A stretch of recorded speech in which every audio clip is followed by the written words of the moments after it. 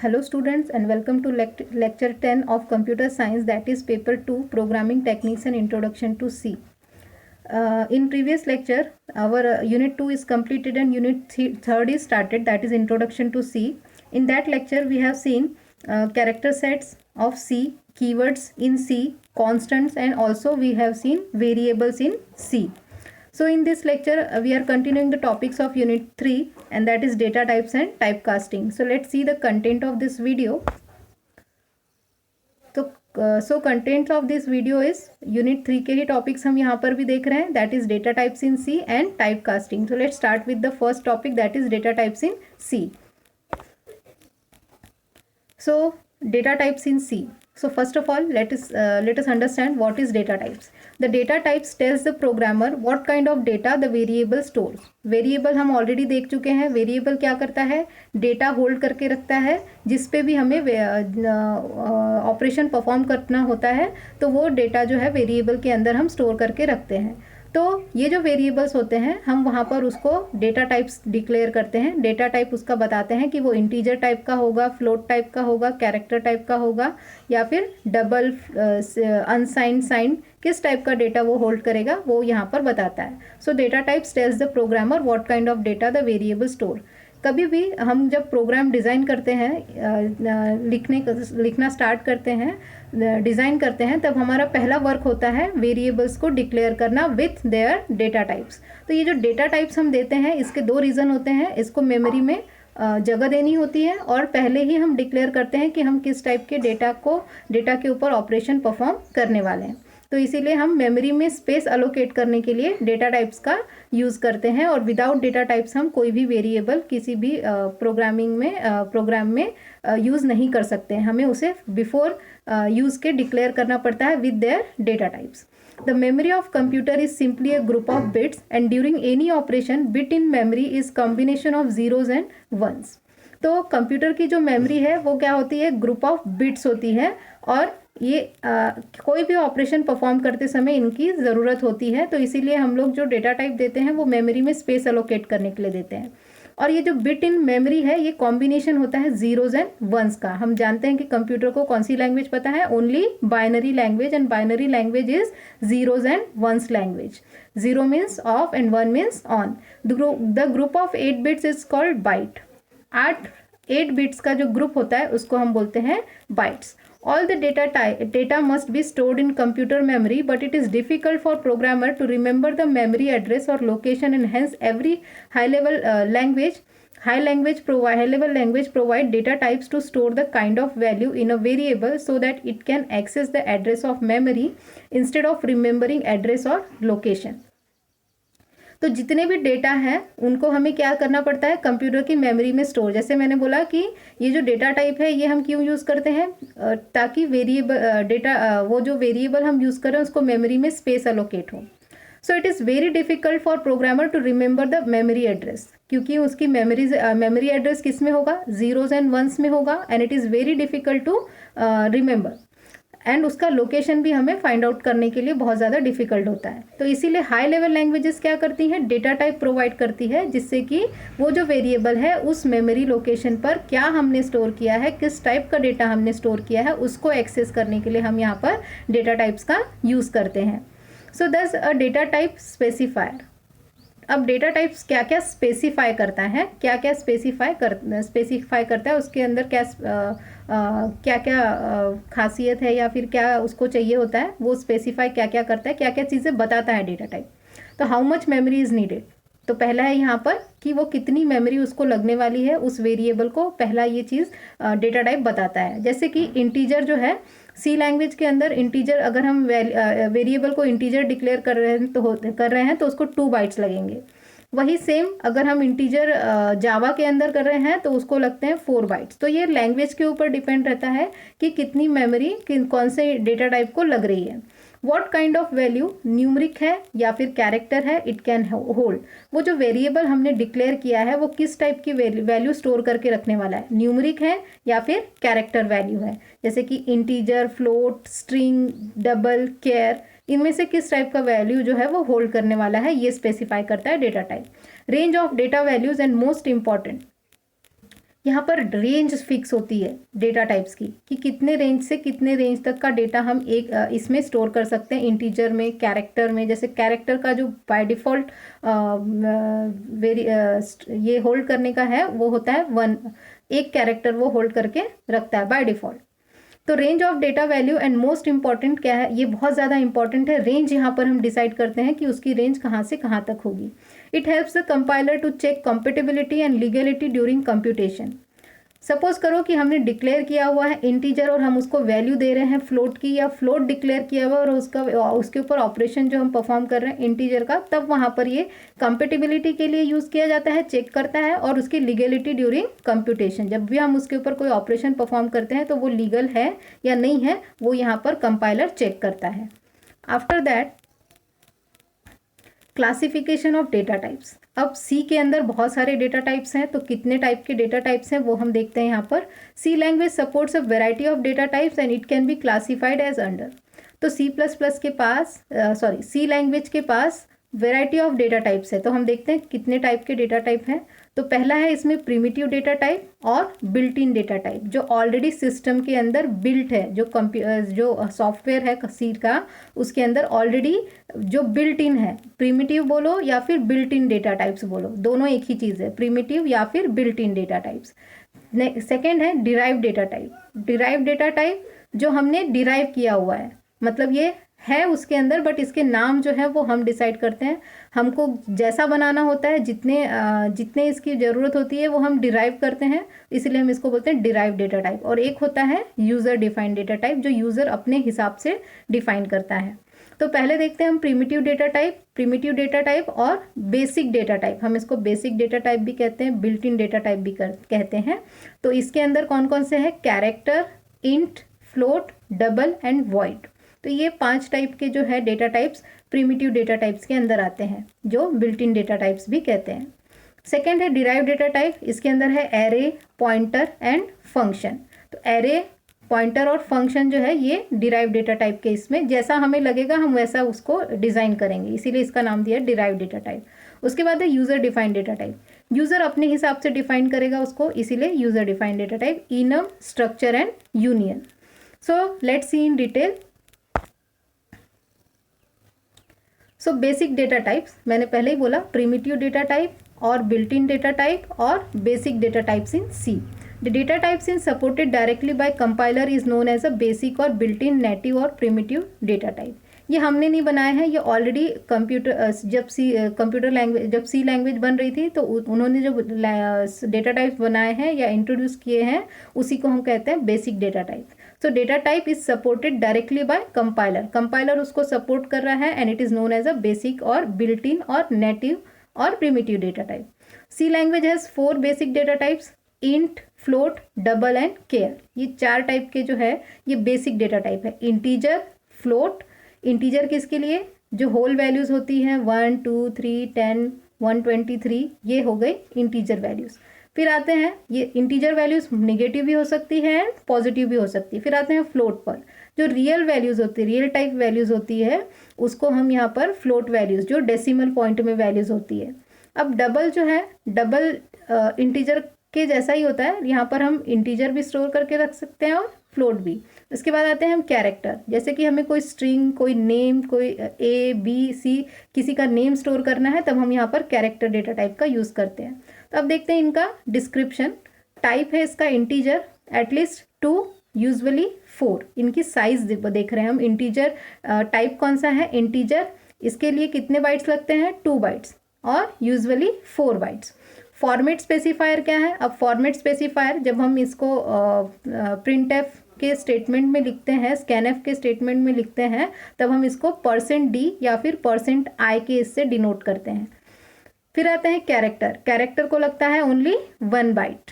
फिर उसके बाद इसका फॉर्मेट स्पेसिफायर है %c। फिर आते हैं हम फ्लोट के लिए। फ्लोट के लिए हमको 4 बाइट्स लगते हैं, इसकी साइज होती है 4 बाइट्स और इसको हम स्पेसिफाई करते हैं %f से। आफ्टर दैट डबल के लिए हमको लगते हैं 8 बाइट, इसका साइज होता है 8 बाइट और इसको हम %lf से स्पेसिफाई करते हैं। आफ्टर दैट शॉर्ट इंट, ये इंटीजर को ही और से मॉडिफाई किया गया है, इसीलिए शॉर्ट इंट। इसको 2 बाइट्स लगते हैं और इसको हम स्पेसिफाई करते हैं %hd से।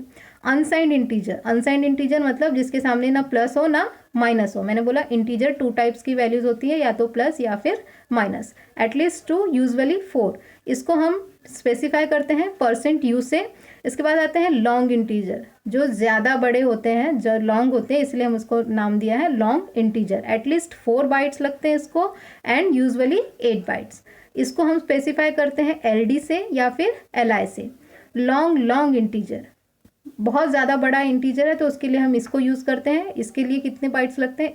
एटलीस्ट 8 बाइट्स, और इसको हम %LLD और %LLI से डिक्लेयर करते हैं। अनसाइंड लॉन्ग इंट, अनसाइंड जिनके सामने साइन लॉन्ग इंट के सामने इसके लिए साइज लगती है एटलीस्ट 4 बाइट्स, और इसको हम डिफाइन करते हैं LU से, स्पेसिफाई करते हैं। अनसाइंड लॉन्ग इंट, इसके लिए एटलीस्ट 8 बाइट्स लगते हैं और इसको डिफाइन करते हैं हम लोग, स्पेसिफाई करते हैं LLU से।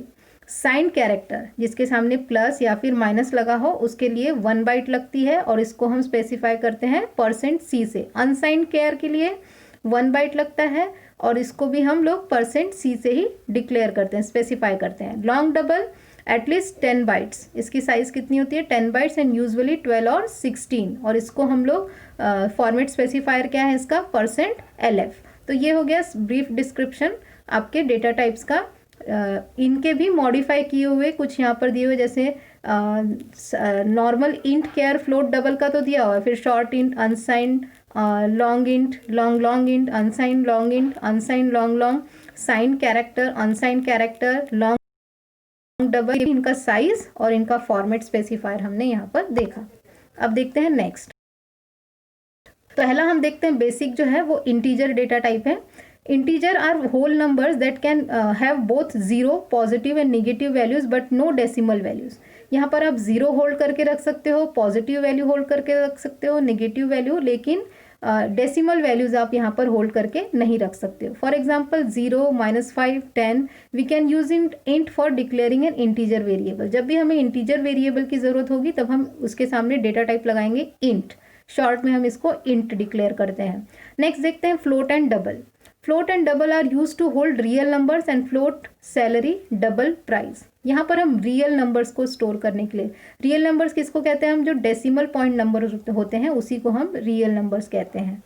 तो ये इनको स्टोर करके रखते हैं, और इसका एग्जांपल है फ्लोट सैलरी और double price. In C point numbers can also be represented in exponential form. तो सी के अंदर फ्लोटिंग पॉइंट नंबर को हम एक्सपोनेंशियल में भी डिक्लेयर कर सकते हैं। Float normalization factor equals to 22.442। अब यहाँ पर जो ई है ये एक्सपोनेंशियल के लिए यूज किया, e⁻²। What is the difference between float and double? ये क्वेश्चन हमेशा दिमाग में रहता है कि फ्लोट और डबल के बीच में क्या डिफरेंस है। तो हम देखते हैं कि क्या डिफरेंस है। The size of float single precision float data type is 4 byte. Size of float single precision मतलब वहाँ पर पॉइंट के बाद एक ही डिजिट आएगा मोस्टली करके, और उसको कितनी साइज है? 4 bytes. And the size of double precision, point के बाद 00, 000, 3 डिजिट्स, 4 डिजिट्स, ये सब डबल के अंदर आएंगे। इसकी साइज कितनी है? 8 बाइट्स। तो this is the basic difference between float and double. Size का सबसे ज़्यादा बेसिक डिफरेंस है, फ्लोट के लिए 4 बाइट्स लगते हैं और डबल के लिए 8 बाइट्स लगते हैं। फ्लोट जो है वो सिंगल प्रिसीजन मीन्स पॉइंट के बाद सिर्फ एक ही डिजिट लेगा, और डबल प्रिसीजन लेगा मतलब डबल डिजिट्स, ट्रिपल डिजिट्स, वो सब डबल के अंदर आएंगे, और उसको साइज क्या होती है? 8 bytes. After that care, keyword care is used for declaring character type variable. जो भी कैरेक्टर टाइप, जैसे किसी को नाम को डिक्लेयर करना है या फिर कोई स्ट्रिंग को डिक्लेयर करना है, तब हम केयर डेटा टाइप का यूज़ करेंगे। Char test is equals to h। तो हमने यहाँ टेस्ट के लिए क्या डिक्लेयर वैल्यू ली है? h। The size of the character variable is 1 byte. हमने देखा था इसका 1 बाइट इसको साइज लगती है। आफ्टर दैट वॉइड देखते हैं। Void is an incomplete type. ये कोई टाइप नहीं है, it is an incomplete type. It means nothing और नो टाइप। इसका कोई टाइप नहीं है और ये कुछ भी नहीं है। You can think of void as absent. तो हम void को कैसे समझ सकते हैं, इसको हम समझ सकते हैं absent. For example, if a function is not returning anything, it return type should be void। कोई फंक्शन हम डिजाइन कर रहे हैं लेकिन वो कोई वैल्यू रिटर्न करके नहीं देने वाला है, तब हम वहां पर उसके सामने लगाते हैं void। तो void जो है ये इनकम्प्लीट टाइप है, इसलिए हम किसी भी वेरिएबल को डिक्लेयर करने के पहले इसका यूज़ नहीं करते, लेकिन फंक्शन को डिक्लेयर करने के लिए हम करते हैं, क्योंकि फंक्शन जो है कुछ वैल्यूज़ रिटर्न करते हैं, कुछ नहीं करते हैं। उसके लिए हम void का जो अगर नहीं करते हैं तो उसके सामने हमें क्या लगाना पड़ता है, void, and it is an incomplete type. Okay, note that you can not create variable of void type. हम वेरिएबल void टाइप का क्रिएट नहीं कर सकते। मैंने अभी बताया कि हम वेरिएबल उसको डिक्लेयर नहीं कर सकते हैं void लगाकर। After that, derived data type, that is non-primitive data type. Data types that are derived from fundamental data types are derived data type. For examples, arrays, pointers, functions, types, etc. तो data types that are derive from fundamental, जो basic data type है उसी से अगर जो derive किए हुए types data types हैं उसी को हम कहते हैं derive data types, arrays, pointers and functions. तो पहले देखते हैं हम function. A function is a block of code और a program segment that is defined to perform a specific well defined task. किसी से हमें एक स्पेसिफिक टास्क अगर करवाना है कोई तो हम वहाँ पर फंक्शन का यूज़ करते हैं। सपोज करो कि मुझे फैक्टोरियल निकालना है, तो वहाँ पर मैं फैक्टोरियल नाम का फंक्शन जो है वो डिज़ाइन करूँगी। So function is a block of code और program segment that is defined to perform a specific task. वो स्पेसिफिक टास्क परफॉर्म करने के लिए हम फंक्शन को डिक्लेयर करते हैं। Function is generally defined to save the user from writing the same lines of code again and again. बार बार वही कोड रिपीट करने से बचने के लिए हम यहाँ पर क्या डिजाइन करते हैं, फंक्शन को डिज़ाइन करते हैं। रिपीटेशन ऑफ कोड से बचने के लिए हम यहाँ पर फंक्शन डिज़ाइन करते हैं। बार बार सेम लाइंस को रिपीट करने से अच्छा है कि एक फंक्शन बना दो और उस फंक्शन को जब भी ज़रूरत पड़ी उसको कॉल कर लो। So all the lines of code are put together inside a single function and this can be called as a anywhere required. कभी भी आप उसको जब भी आप उस ज़रूरत पड़ती है आप उसको कॉल कर सकते हो। And main function is a default function that is defined in every program of C. हम लोग का जो प्रोग्रामिंग स्टार्ट होता है वो मेन फंक्शन के साथ स्टार्ट होता है and it is default function that is defined in every program of C. हर प्रोग्राम सी के प्रोग्राम में हम यहाँ पर मेन फंक्शन को डिक्लेयर करते हैं। अब देखते हैं इसका syntax. Function type, function name, parameter. Function का टाइप क्या होगा, इंटीजर होगा, फ्लोट होगा, डबल होगा, और फंक्शन का नाम क्या होगा और उसके पैरामीटर्स क्या होंगे। हम इसको इस तरीके से डिक्लेयर करते हैं। अब हम आगे जैसे जैसे बढ़ेंगे हम डिटेल में देखेंगे कि फंक्शन क्या होता है। अब देखते हैं array. An array is a collection of items stored at continuous memory location. ये एरे जो है ये कलेक्शन ऑफ आइटम्स हैं, बहुत सारे आइटम एलिमेंट्स को एक जगह कलेक्ट करके रखते हैं, उसको हम कहते हैं एरे। और it is an homogeneous collection of data. एक जैसा डेटा जो है वो एक जगह पर स्टोर करके हम रख सकते हैं एक ही मेमोरी लोकेशन पर, एक ही लोकेशन पर। The idea of array is to represent many instance in one variable. बहुत सारे एलिमेंट्स को एक जगह पर एक वेरिएबल के अंदर स्टोर करके रखने के फंक्शन को बोलते हैं हम एरे। तो यहाँ पर इसका सिंटैक्स देते हैं। Data types, array, name, size of array. Data type क्या होगा, इंटीजर होगा, फ्लोट होगा, कैरेक्टर होगा, डबल होगा, फिर उसके बाद उसका नाम क्या होगा एंड उसका साइज क्या होगा। ये तीन चीज़ें जब है एरे को डिक्लेयर करते हैं तब वहाँ पर बतानी होती है। पहला तो डेटा टाइप कौन सा होगा, उसका नाम क्या होगा और उसकी साइज क्या होगी। तो अब यहाँ पर देखो उसका एक एग्जाम्पल दिया हुआ है। एरे की लेंथ है 9 वेरिएबल्स को होल्ड करने की, क्योंकि 0 to 8 एरे का जो इंडेक्स होता है वो शुरू कहाँ से होता है, 0 से शुरू होता है, इसीलिए 9 है इसका लेंथ, लेकिन ये 0 to 8 काउंटिंग में आ रहा है क्योंकि इसका जो इंडेक्स शुरू होता है वो 0 से होता है। First index is 0 and last index is 8। 40 जो है वो 0 के प्लेस पे है। 55 जो वैल्यू है वो 1 इंडेक्स पे है। 63 जो है वो 2 पे है। ऐसे ही 89 जो है वो 8 पे है। तो एरे के जो इंडाइसेस हैं वो है 0, 1, 2, 3, 4, 5, 6, 7, 8। After that pointers are symbolic representation of address. Pointers को हम सिंबॉलिकली रिप्रेजेंट करते हैं, एड्रेस को हम सिंबॉलिकली रिप्रेजेंट करते हैं, उसको हम कहते हैं pointer. The enable program to simulate call by reference as well as create and call by reference as well as create and manipulate dynamic data structure. Its general declaration in C and C++ has the format data type asterisk variable name. Pointers are symbolically representation of address. Symbolically address को represent करता है pointer. और they enable program to simulate call by reference. Reference से अगर हमें कोई programme करना है, हमने कोई वैल्यू रखी हुई है और उसको हमें रेफर करना है. रेफरेंस का मतलब क्या कि सिर्फ हमें उसकी वैल्यू रेफर करना है, उसका एड्रेस रेफर नहीं कर, उसका जो एक्चुअल पोजीशन है उससे कोई लेना देना नहीं है, सिर्फ उसका एड्रेस रेफर करना है. उस एड्रेस पे कौन सी वैल्यू रखी है उसको हमें अगर लेना है तब हम पॉइंटर्स का यूज़ करते हैं. तो डिक्लेरेशन किस तरीके से होता है? Data type integer asterisk var name. तो हम यहाँ पर इसको इस तरीके से डिक्लेयर करते हैं. After that user defined data type. The data types that are defined by the user are called the derived data type और यूजर डिफाइंड डेटा टाइप. जो यूजर डिफाइन करता है उसे जिस तरीके के डेटा टाइप की ज़रूरत है वो खुद से डिज़ाइन करता है, इसीलिए उसको नाम दिया हुआ है यूजर डिफाइंड डेटा टाइप और डिराइव्ड डेटा टाइप. तो यहाँ पर पहला जो है वो है structure. Structure is a user defined data types in C and C++. C और C++ में स्ट्रक्चर, लेकिन हमने C++ में स्ट्रक्चर नहीं देखा है, हम वहाँ पर क्लास देखते हैं, लेकिन सी लैंग्वेज में स्ट्रक्चर होता है. Structure creates an data type that can be use to group items of possibly different types into a single type. ये एरे का अपोजिट है. जैसे एरे क्या करता है? Homogeneous collection of same type of data. एक जैसा डेटा जो वो एक जगह पे होल्ड करके रखता है. लेकिन स्ट्रक्चर क्या करता है? Heterogeneous collection of data. अलग अलग टाइप का डेटा जो है एक जगह पर होल्ड करके रखते हैं, एक जगह पर डिक्लेयर करते हैं, दैट इज कॉल्ड स्ट्रक्चर.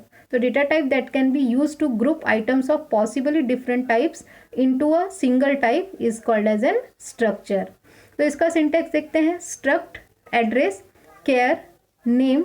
अब यहाँ पर देखो स्ट्रक्ट जो है ये कीवर्ड है, एड्रेस जो है ये इस स्ट्रक्चर का नेम है. Struct address. अब वहाँ पर कौन कौन से वेरिएबल देखो. Character name 50, character street 100, size दी हुई है हमने.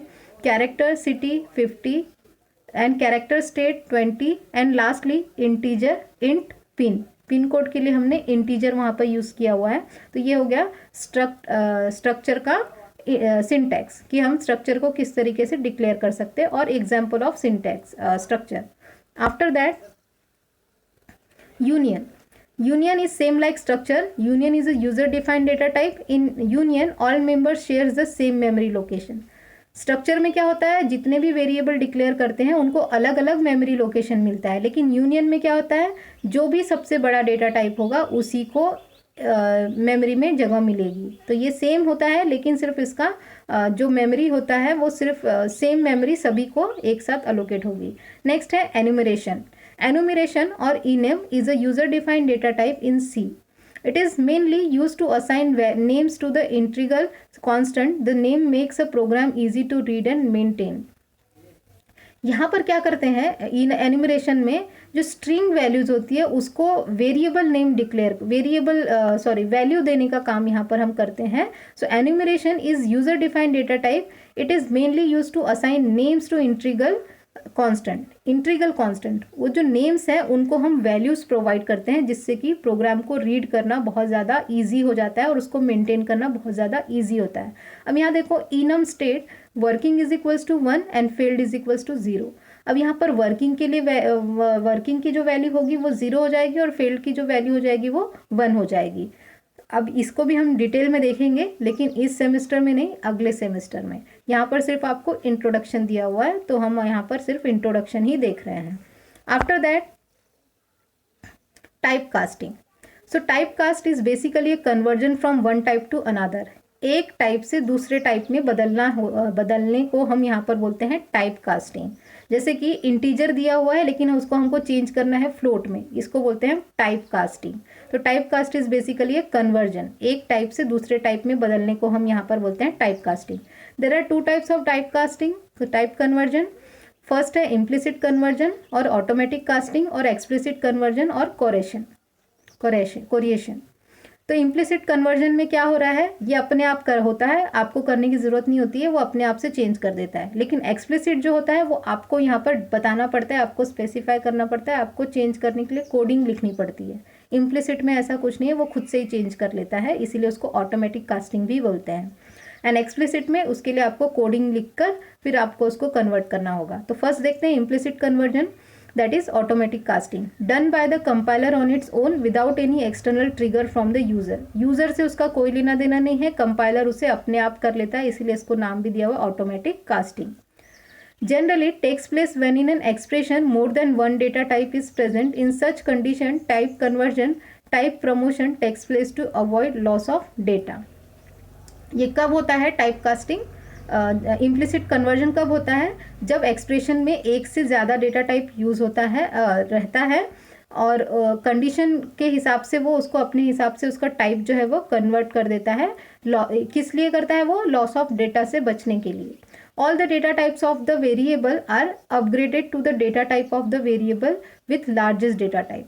जो सबसे बड़ा डेटा टाइप होगा उसके अंदर उसको वो चेंज कर देगा। अगर बहुत सारे डेटा टाइप है तो उसको यहाँ पर इम्प्लिसिट कन्वर्जन करना पड़ता है, और जो सबसे बड़ा डेटा टाइप उसके अंदर प्रेजेंट होगा, जैसे कि सपोज करो डबल है तो डबल के अंदर वो सभी को कन्वर्ट कर देगा।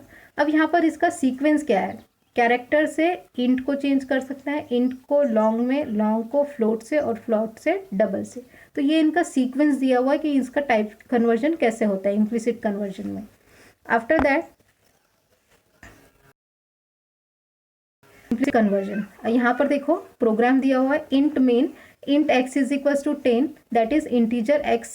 यहाँ पर एक वैल्यू, हमने एक वेरिएबल डिक्लेयर किया है एक्स और उसकी वैल्यू ली है 10। उसके बाद हमने दूसरा वेरिएबल लिया है दैट इज कैरेक्टर वाई और उसकी वैल्यू ली हुई है single character a. Y implicitly converted to int, उसकी आस्की वैल्यू जो है ए की वो है 97। तो अगर हमने x is equals to x plus y लिखा तो वो क्या करेगा, उसकी जो वैल्यू दी हुई है कौन सी आस्की वैल्यू, वो उसको चेंज करेगा और उसकी आंसर क्या देगा वो x is equals to 107 and z is equals to 108। ठीक है, क्योंकि z इज इक्वल्स टू क्या लिखा उसने x प्लस 1.0। तो x is implicitly converted to float, उसको उसने फ्लोट के अंदर कन्वर्ट कर दिया और उसकी वैल्यू यहाँ पर दे दी 108.000। तो ये इम्प्लिसिट कन्वर्जन है, यहाँ पे हमें कुछ भी नहीं करना पड़ता है, कंपाइलर अपने आप से चेंज कर देता है। आफ्टर दैट देखते हैं हम लोग एक्सप्लिसिट कन्वर्जन। तो x process is also called type casting and it is user defined. ये यूज़र को डिफाइन करना पड़ता है, यूज़र को इसके लिए कोड लिखना पड़ता है। And here the user can type cast the result to make it an a particular data type. कौन से डेटा टाइप में चेंज करना है वो हम डिफाइन करेंगे, तब हमको यहाँ पर तब वो टाइप कास्टिंग होगी। तो C program to demonstrate the explicit type casting. यहाँ पर प्रोग्राम देखो, int main double x is equals to 1.2। हमने एक वेरिएबल डिक्लेयर किया है एक्स, उसका डेटा टाइप डबल है और उसकी वैल्यू 1.2 है। तो explicit conversion from double to int, अब हमें इसको चेंज करना है। तो int sum is equals to int x plus 1। अब देखो यहाँ पर हमने पहले एक्स को डिक्लेयर किया हुआ है डबल, लेकिन अब हम उसके सामने लिख रहे हैं इंट एक्स प्लस 1। अब ये क्या हो रहा है, एक्सप्लिसिट कन्वर्जन हो रहा है। अब क्या होगा, ये जो 0.2 है ये इग्नोर हो जाएगा, सिर्फ 1 यूज करेगा और इसका आंसर आ रहा है सम इज इक्वल्स टू 2। तो ये हो गया एक्सप्लिसिट कन्वर्जन जो हमें लिखना पड़ता है। इम्प्लिसिट कन्वर्जन ऑटोमेटिक हो जाता है, एक्सप्लिसिट कन्वर्जन जो है वो हमें डिफाइन करना होता है, तभी वो चेंज होगा। सो ये हो गया हमारे दोनों टॉपिक जो इसमें हमने लिए, कौन सा, data types and type casting. अब जब नेक्स्ट जो लेक्चर होगा, लेक्चर 11, उसमें हम देखेंगे ऑपरेटर्स एंड एक्सप्रेशन। सो तब तक के लिए थैंक यू।